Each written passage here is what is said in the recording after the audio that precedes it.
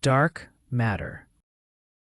The night begins like any other, and that is the first lie.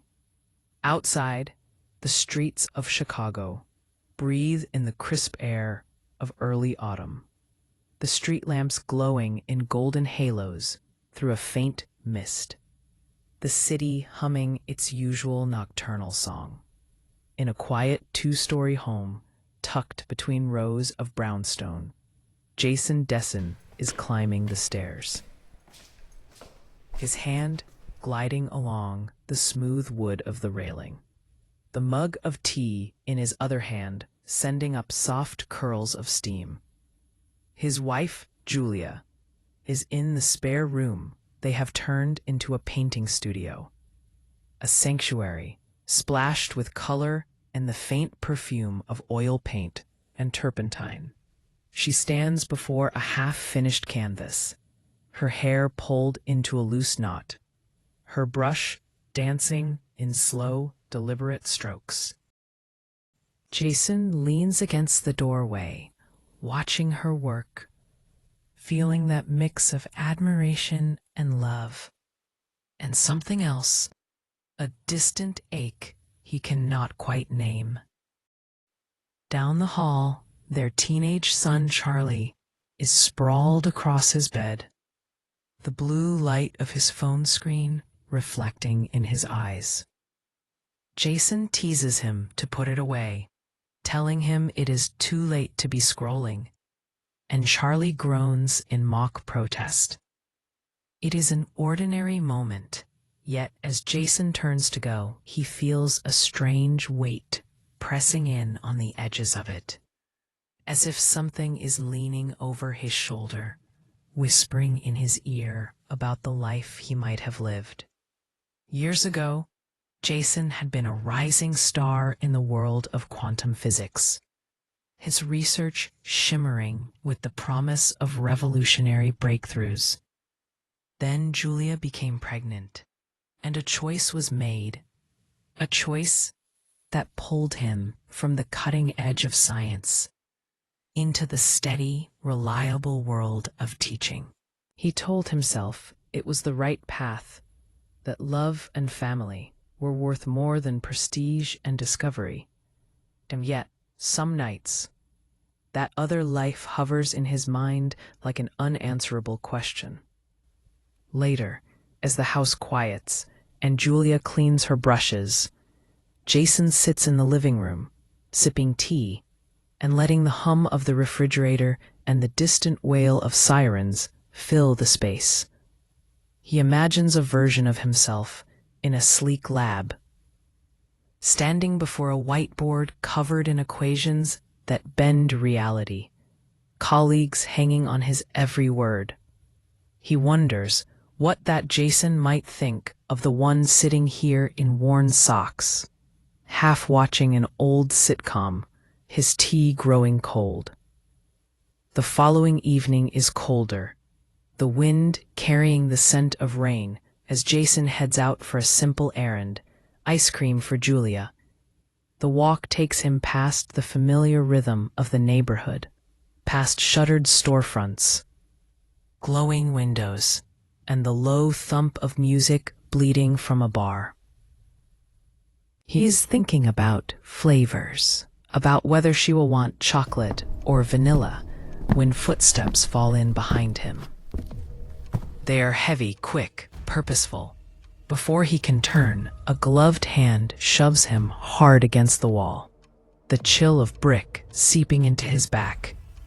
A mask, black and featureless, fills his vision. A gun is pressed into his side.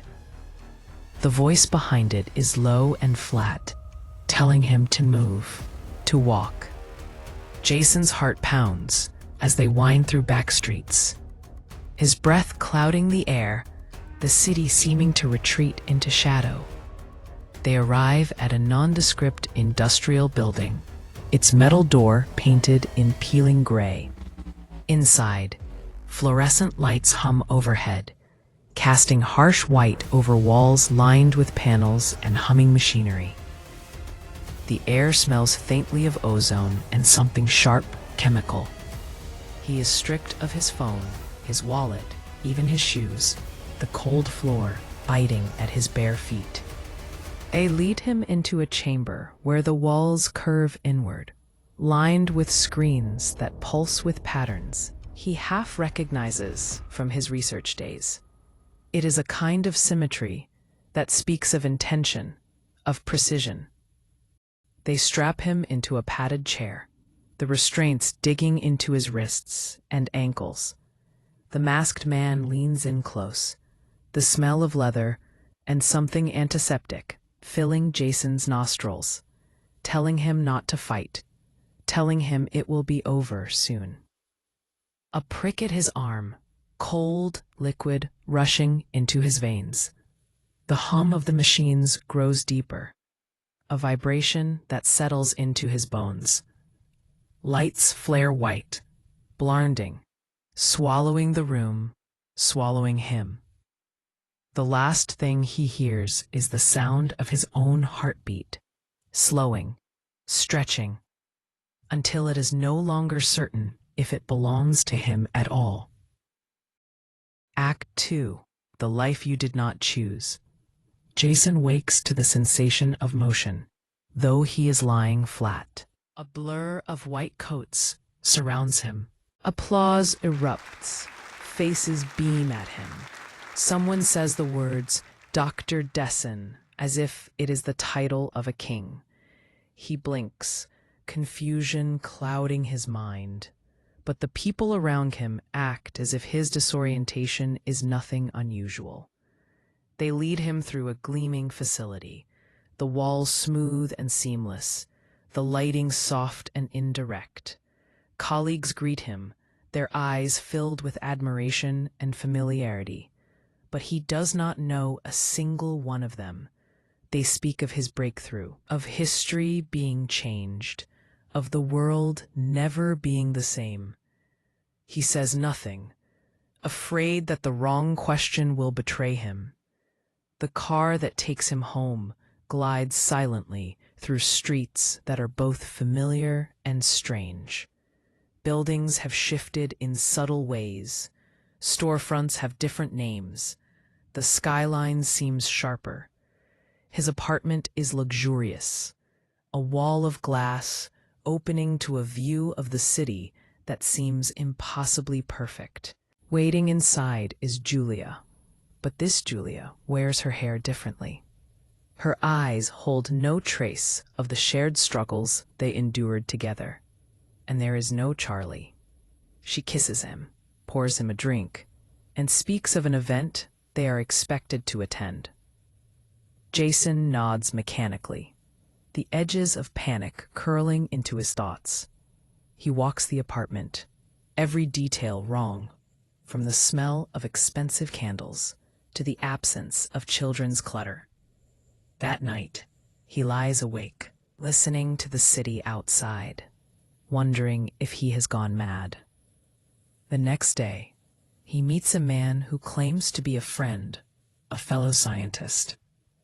Over coffee in a dim cafe, the man explains what Jason has already begun to suspect. The world is not singular. Every decision made, every fork in the path, spawns a new reality. In some of these worlds, Jason remained a scientist. In others, he left the field. In some, Julia never entered his life at all. The breakthrough is a machine, a way to navigate between these worlds. Jason is in one of them now, one where he never left the lab, where his career eclipsed his personal life. Jason struggles to comprehend the enormity of it. If this is true, then somewhere out there is his Julia, his Charlie, his life. He decides he must find them. The facility is heavily guarded, but Jason uses his knowledge of himself, of his scientific instincts, to find a way inside. The machine sits at the center of a vast chamber, a perfect cube with no seams. its surface absorbing the light around it. Inside, the air is unnaturally still, the hum of the machine vibrating in his chest. The control panel is a field of glowing coordinates, each one a world. Jason steps inside, the door sealing behind him. Darkness swallows him, and then the sensation of falling sideways grips him, pulling him through something unseen. The door opens, and he steps into a world cloaked in unending winter. He tries again and finds himself in a silent city with no signs of life.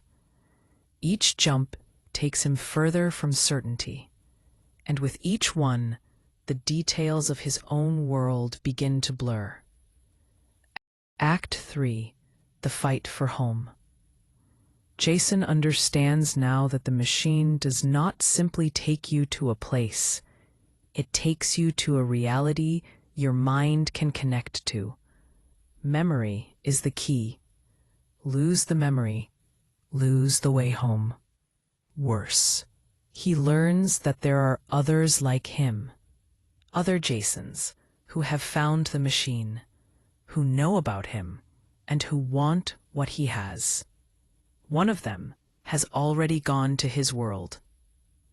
He focuses on a single memory, the night he and Julia sat on the porch, the candlelight flickering between them as they decided to keep the baby. That is his anchor, his coordinate. He steps into the machine and lets the memory pull him through. He opens the door to find the porch exactly as it should be. The smell of rain on warm asphalt in the air. Inside, Julia stands in the kitchen, her eyes wide with shock. Charlie runs to him, wrapping his arms around him. Relief floods through Jason, but it is cut short by footsteps behind him. Another Jason stands there, blood on his face, desperation in his eyes. Both men stand frozen, both claiming the same life. Julia looks between them, her face pale. In the end, she moves to Jason, the one who fought to return. The other Jason steps back, disappearing into the night, taking the machine with him. Jason sits at the dinner table, listening to Julia hum, hearing Charlie's laughter. He knows the truth, that the multiverse is infinite, that the machine still exists, and that another version of him may try again. But for tonight, he is home. Dark matter is more than a story about physics and possibility. It is about the choices we make, the lives we build, and the people we fight for. It asks whether we are defined by the paths we take, or by the ones we return to. Perhaps the most unsettling thought is not that there are infinite versions of us, but that only one of them gets to be here, in this moment, living this life. So, which world will you wake to tomorrow? And will you recognize yourself when you do?